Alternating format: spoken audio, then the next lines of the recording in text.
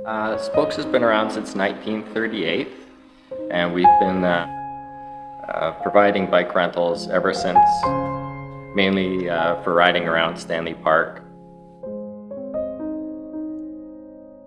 For us, we get a lot of guests from out of town that are visiting Vancouver. I feel like the wetland is generally the first or last thing that they see on their bike ride around the park.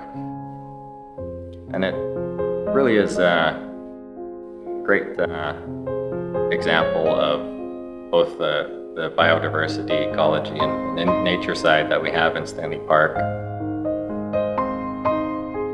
Between the birds and the natural filtration systems that the lagoon provides, it really is a quintessential part of Vancouver, or what people visiting Vancouver expect as far as the natural beauty. Generally, when they head out for their ride, they ride around Stanley Park, and their ride usually ends by riding past Lost Lagoon. You often see our bikes out there for photo opportunities with the raccoons and the swans and the ducks and mallards and whatnot. Around Stanley Park really gives them a great glimpse of what they can expect in BC as far as nature in just about an hour loop.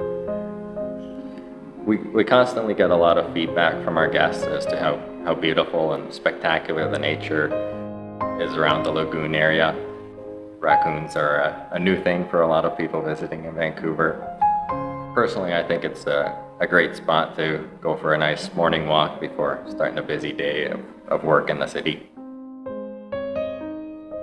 Both Lost Lagoon as well as Stanley Park, I think, are very important to Vancouverites as well as people visiting Vancouver. We do take it for granted, but I think everyone in Vancouver really knows the value in many different ways of both Lost Lagoon and Stanley Park. For Spokes bicycle rentals, the cultural benefit is probably first and foremost. People visiting Vancouver know that we are a fairly young city, and